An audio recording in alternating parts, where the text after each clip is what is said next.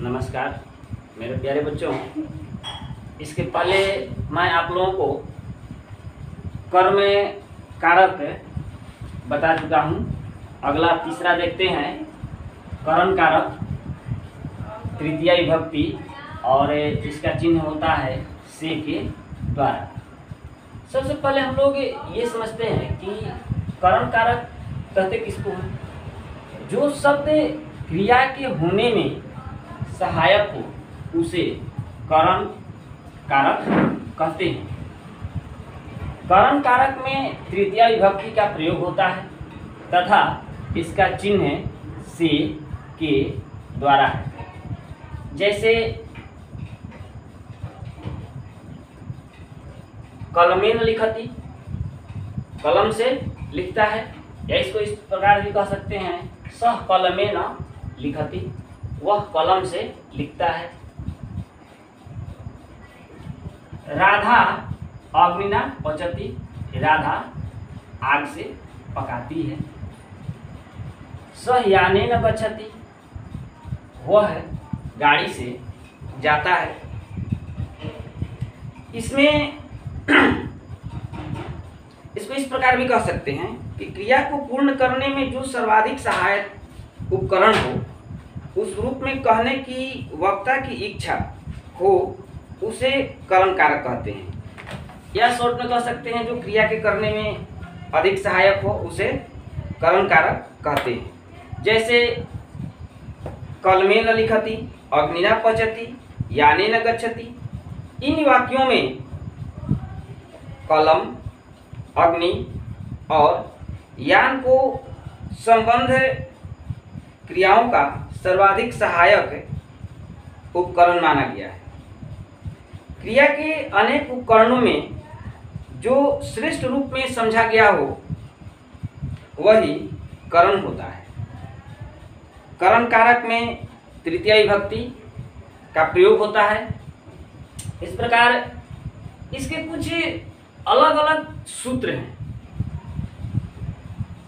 जिसको हम लोग एक एक करके पढ़ेंगे। पहला इसका सूत्र है साधकतम कर्णम। पहल का सूत्र है साधकतम कर्णम। इसका परिभाषा देख लेते हैं। किसी क्रिया की सिद्धि में सर्वाधिक सहायक कारक को करण कारक कहते हैं। जैसे राम बाणेन रावणम हतवान, राम ने बाण से रावण को मारा। कृष्ण मुष्टिकैः चाणूरम हतवान, कृष्ण ने मुक्कों से चाणूर को मारा। गोपालः लेखन्या पत्रम लिखति, गोपाल कलम से पत्र लिखता है। इसमें क्रमशः राम, कृष्ण और गोपाल के सर्वाधिक सहायक कारक बाणेन, मुष्टिकैः एवं लेखन्या है। अतः इनमें तृतीया विभक्ति का प्रयोग हुआ है। इसके लिए हम लोगों को शब्द रूप याद करना होगा। जब तक शब्द रूप याद नहीं होगा तब तक हम विभक्ति में नहीं अच्छा से समझ पाएंगे। कम से कम 5 तो याद होना चाहिए, और नहीं तो एक तो एकदम नेसेसरी है। जैसे अब यहाँ हम लोग लिखते हैं कलमेन, ये कलमेन किस प्रकार आ गया, तो इसके लिए हमको देखना पड़ेगा। कलम, ये इसका अंतिम अक्षर म हो रहा है। म अकारांत शब्द है। अब अकारांत में देख लेंगे कि ये बालक अकारांत शब्द है। बालकः बालकौ बालकः बालकम बालकौ बालकान बालकेन, तो जिस तरह से बालकेन हुआ तो कलमेन हुआ। इसके बाद यानेन हुआ, अग्निना हुआ। इस तरह से शब्द रूप जो है वो याद होना अनिवार्य है। इसके लिए हम लोग आगे पढ़ेंगे। दूसरा देख लेते हैं, कर्तृकर्णयोस् तृतीया। कर्तृकर्णयोस् तृतीया, कर्मवाच्य या भाववाच्य के कर्ता कारक में और कर्तृवाच्य के करण कारक में तृतीया विभक्ति होती है। इसको समझ लेंगे। कर्मवाच्य वाच्य इसको भी पढ़ेंगे हम लोग। कर्मवाच्य और भाववाच्य के कर्ता कारक में, यदि कर्ता कारक जो है वो कर्मवाच्य में है या भाववाच्य में है तो, और कर्तृवाच्य के करण कारक में तृतीया विभक्ति का प्रयोग होता है। जैसे देख लेंगे, जैसे विप्रेण वेदः पठयते, ये कर्मवाच्य है, इसमें विप्र के अनुसार, विप्र के द्वारा वेद पढ़ा जाता है। किसके द्वारा पढ़ा जाता है? विप्र के द्वारा पढ़ा जाता है। आगे है छात्रेण पंडितः भूयते, ये भाववाच्य का करता है यहाँ। क्यों? क्योंकि छात्र के द्वारा या छात्र द्वारा पंडित बना जाता है। रामः बाणेन रावणं हत्वान्, राम बाण से रावण को मारा, ये करण कारक है। इसके बाद हम लोग अगला देखते हैं, तो इसको तो मिटाना पड़ेगा, तब मिटाएंगे नहीं तब तक तो होगा नहीं।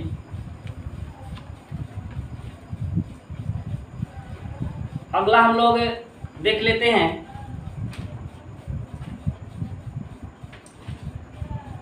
अगला सूत्र है अनुक्ते कर्तरी तृतीया। अगला सूत्र है अनुक्ते कर्तरी तृतीया।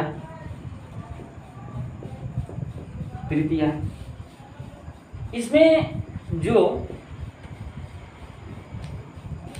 कर्ता कर्तृवाच्य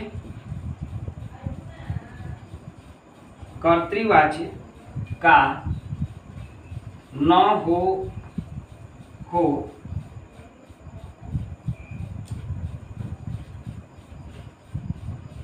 अनुक्त हो, यानी कर्मवाच्य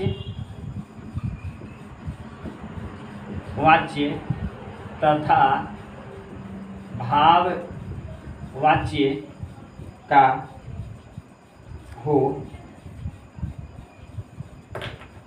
भाववाच्य का हो, उसमें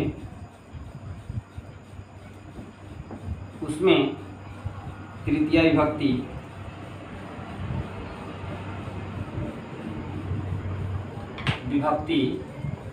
होती है। जैसे देख लेंगे, मोहनेन पत्रम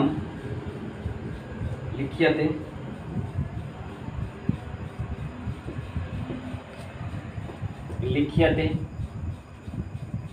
मोहन से पत्र लिखा जाता है,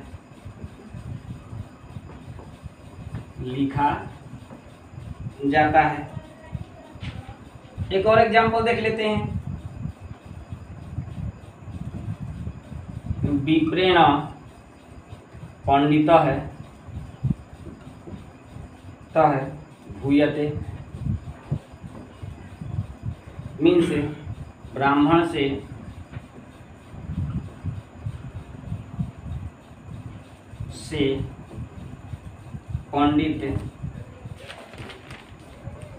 पंडित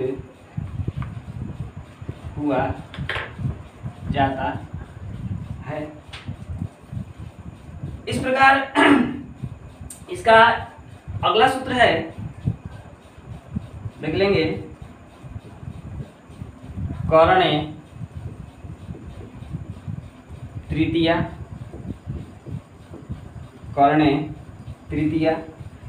मीन्स करण कारक से या करण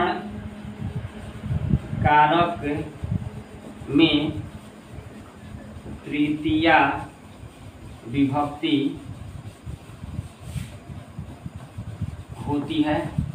कर्ण कारक में तृतीया विभक्ति होती है। जैसे जैसे रामः बाणेन बाणेन रावणं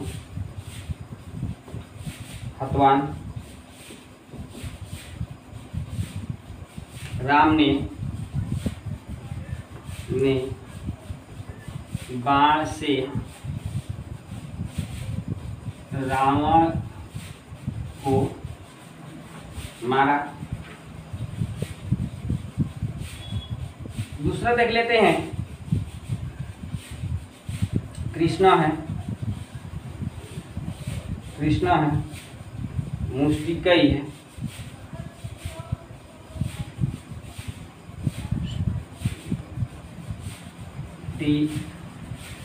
कई है।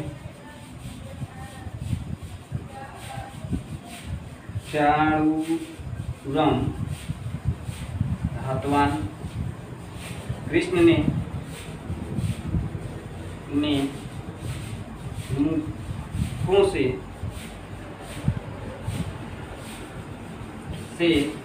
चाणूर को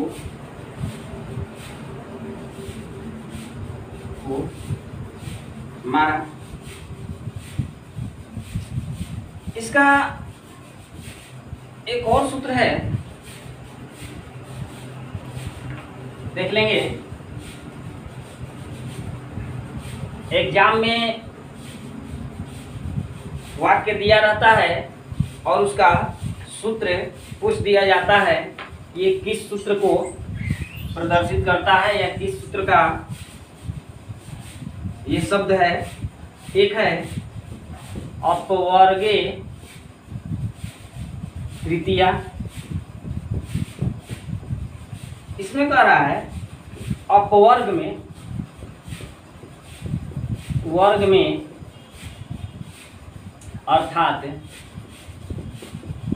अर्थात किसी क्रिया की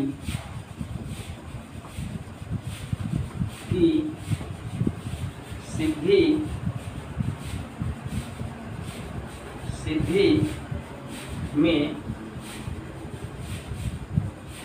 कालवाचक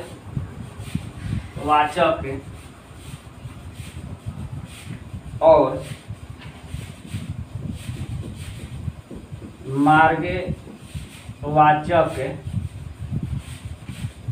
कालवाचक और मार्गवाचक शब्दों से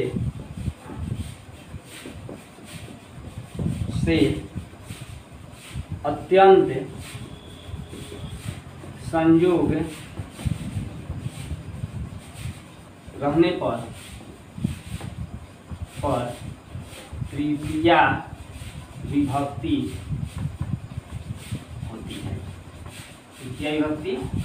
होती है। जैसे देख लेते हैं। स मासेन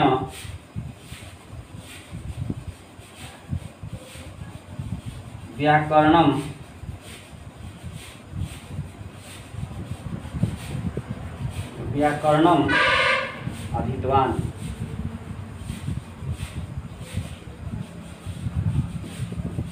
अधितवान मीन्स उसने महीने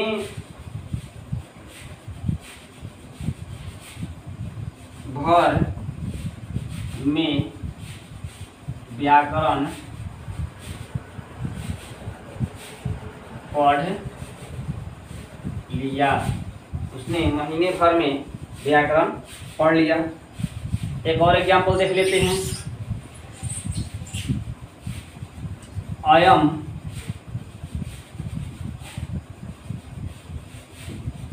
चतुर्भी है वर्षई है गृहम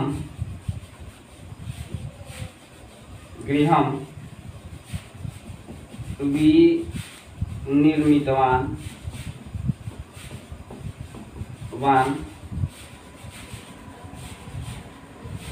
उसने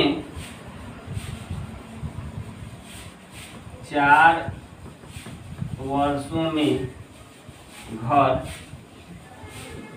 बना लिया। उसने 4 वर्षों में घर बना लिया। एक और एग्जाम्पल देख लेते हैं, इसमें बिल्कुल क्लियर हो जाएगा। योजनेन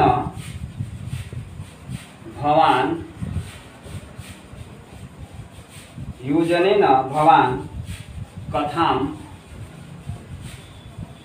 कथां समाप्तवान्।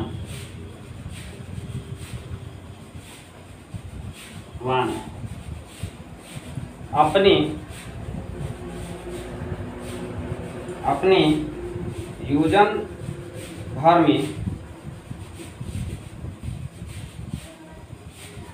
में कथा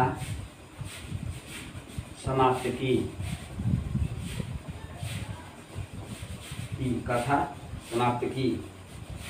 इसके बाद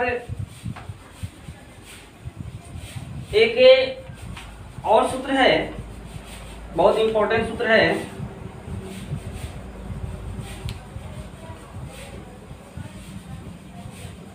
सह युक्ते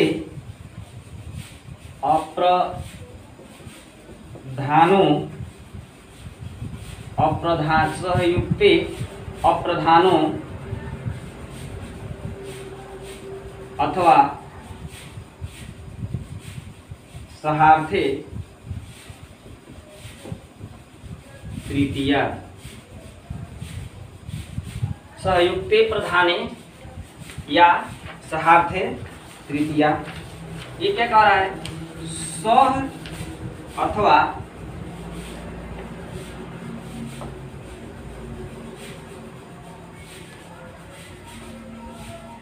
साथ के, स या साथ कर देते हैं। सह मीन्स साथ के अर्थ वाले शब्दों, सह के अर्थ वाले शब्दों के योग में अप्रधान प्रधान गौण में तृतीया विभक्ति का प्रयोग होता है। जैसे में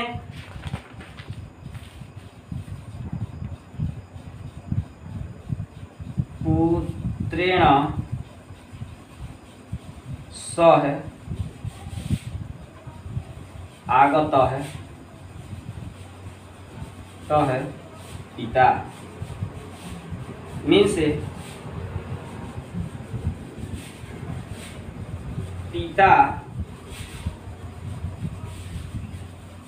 पुत्र के साथ आया। छात्रेण समम गतः गुरु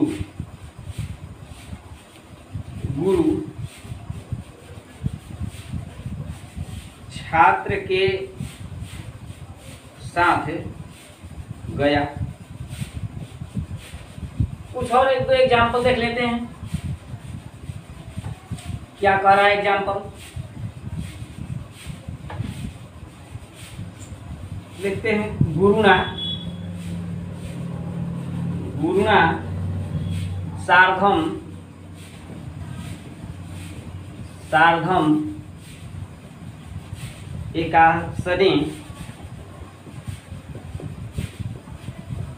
एकासने न अश्व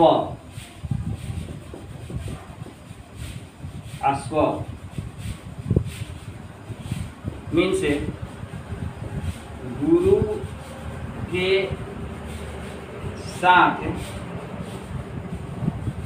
एक ही आसन पर नहीं बैठो।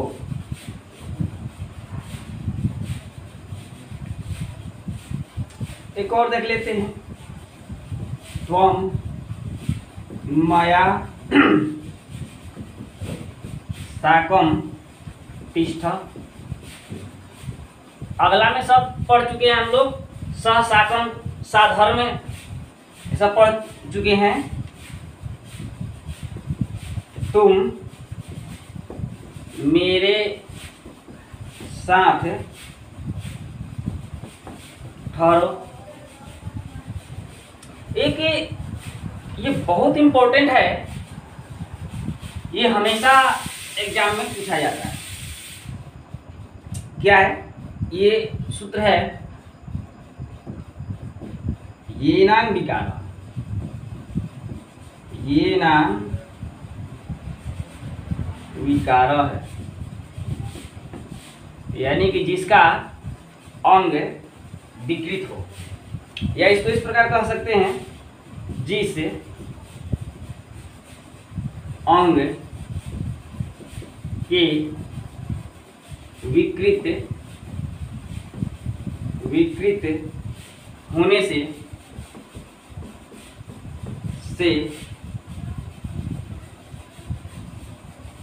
उस अंग के होने से उसमें मीन्स उस अंग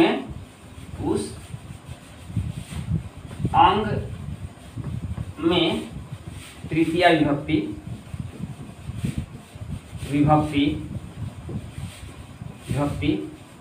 होती है। जैसे देख लेते हैं। अक्षणा है, काण है, अक्षणा काण है, कामेश्वर है, कामेश्वर है मीन्स कामेश्वर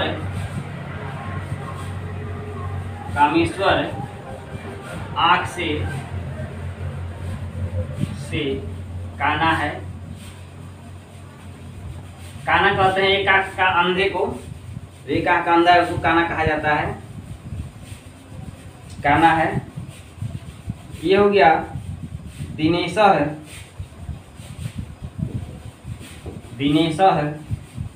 कर्णेन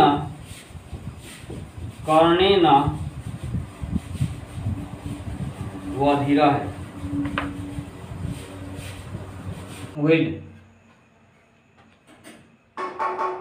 देख लेंगे। दिनेश कर्णेन वधिर, दिनेश कान से भरा है। गोपाल पादे न खंज, गोपाल पैर से लंगड़ा है। इसमें जितना भी हम लोग देख रहे हैं वो किसी न किसी अंग से क्या है, विकृत है। उसका एक अंग क्या है, विकृत है मीन्स खराब है। इस प्रकार एक और सूत्र है, इत्थम भूत लक्षण मीन्स जिस चिन्ह या लक्षण विशेष के कारण कोई व्यक्ति विशेष प्रकार का लगता है उसमें तृतीया विभक्ति होती है। अब जैसे कोई व्यक्ति है, वेशभूषा से पहनावा से लगता है कि नहीं ये चीज हो सकता है, या ये साधु हो सकता है, ये महात्मा हो सकता है, ये डॉक्टर हो सकता है, ये मास्टर हो सकता है। यदि इस तरह से कोई वेशभूषा से लगता है कि ये उसका अपना पहचान है, तो उस पहचान में भी तृतीया विभक्ति का प्रयोग होता है। जैसे अयम जटाभि तपस्या ज्ञायते, यह है जटाओं से तपस्वी मालूम पड़ता है। सह पुस्तकेन छात्र प्रतीयते, वह है पुस्तक से छात्र मालूम पड़ता है। हेतु में अथवा किसी कार्य के प्रयोजन को सूचित करने में तृतीया विभक्ति का प्रयोग होता है। जैसे दंडेन घटः भवति, दंड से घड़ा बनता है। श्रमेण धनम भवति, परिश्रम से धन प्राप्त होता है। पुण्येन सुखम मिलति, पुण्य से सुख मिलता है। एक और सूत्र है, अंतिम सूत्र है, तुल्यार्थ तुलोपमाभ्याम तृतीयतर श्याम, तुल्यार्थे तुलोपमाभ्याम तृतीयंतर श्याम मीन्स तुला और उपमा दो शब्दों को छोड़कर शेष तुल्य अर्थ वाले के साथ विकल्प से तृतीय विभक्ति हो जाती है। जैसे तुल्य सदृश समो व कृष्णस्य कृष्णेन वा, कृष्ण के समान सदृश अथवा तुल्य। इस प्रकार से हम लोगों का ये करण कारक समाप्त हुआ। आगे इसमें देख लेते हैं किस प्रकार से हम लोग और इसको पढ़ सकते हैं। आपके बुक में किस प्रकार का दिया हुआ है। अत्र एकम सुंदरम तड़ागम अस्ति, अत्र मीन्स यहाँ, एकम मीन्स एक, सुंदरम मीन्स सुंदरम सुंदर, तड़ागम मीन्स तालाब, अस्ति मीन्स है। यहाँ एक सुंदर तालाब है। तड़ाग तटे एकम उद्यानम अस्ति, तालाब के किनारे एक सुंदर बगीचा है, लता है। तड़ाग जलेन मालाकारः वृक्षान् सिंचति, तालाब के जल से माली वृक्षों को सींचता है या पटाता है। जलेन पुष्पाणि विकसन्ति, जल में पुष्प खिलते हैं। सुगंधानि मनोहारिणी च भवन्ति, सुगंधित और मन को हरने वाली होती हैं। रमेश जनकेन सह तड़ागम गच्छति, रमेश जनकेन सह पिता के साथ तालाब जाता है। सुधा अपि अश्वरथेन तत्र गच्छति, सुधा भी घोड़े के रथ से वहाँ जाती है। अहम अपि जनकेन सह तत्र गच्छामि, मैं भी पिता के साथ वहाँ जाता हूँ। तड़ागम पश्यामि, तालाब देखता हूँ। मुनेश पदाभ्याम तत्र गच्छति, वयम तत्र गच्छामः, मुनेश पैदल वहाँ जाता है, हम लोग भी वहाँ जाते हैं। कंदुकेन च सह क्रीडामः, और गेंद के साथ खेलते हैं। ते छात्राः सह कंदुकेन व्यायाम कुर्वन्ति, वे सब लड़के गेंद के साथ व्यायाम करते हैं, कसरत करते हैं। हरिणा सह विचरणति, हरिण के साथ घूमते हैं। राकेशः कर्णाभ्याम बधिरः अस्ति, राकेश कानों से बहरा है। घोटकः चरणैः धावति, घोड़े पैरों से दौड़ते हैं। अत्र बालकाः बालकैः सह क्रीडन्ति, यहाँ लड़के और लड़कियाँ साथ खेलते हैं। ते पादैः इतस्ततः धावन्ति, वे पैर से इधर उधर दौड़ते हैं। तड़ागस्य तटे खगानां कूजनेन मनः प्रसन्नः भवति, तालाब के किनारे पक्षियों के कूजने से, बोलने से मन प्रसन्न होता है। तड़ाग जलेन वयं वस्त्रं प्रक्षाल्य स्नात्वा च गृहम् आगच्छामः आनंदितम च भवामः। तड़ाग जलेन, तालाब के जल में, वयम मीन्स हम लोग, वस्त्रम प्रक्षाल्य कपड़े धोकर और स्नात्वा स्नान कर, गृहम आगच्छामः घर आते हैं, और आनंदितम च भवामः और आनंदित होते हैं, खुश होते हैं या प्रफुल्लित होते हैं। इस प्रकार से आपका ये चौथा लेसन समाप्त हुआ।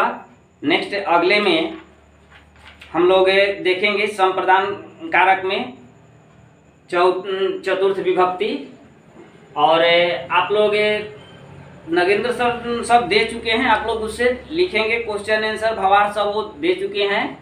और इसको सुन करके, समझ करके, देख करके याद करेंगे, अपने फेयर कॉपी पर सब बना लेंगे। जितना ग्रामर बताते जा रहे हैं सबको लिखते जाएंगे, बनाते जाएंगे और याद करते जाएंगे। थैंक यू, धन्यवाद।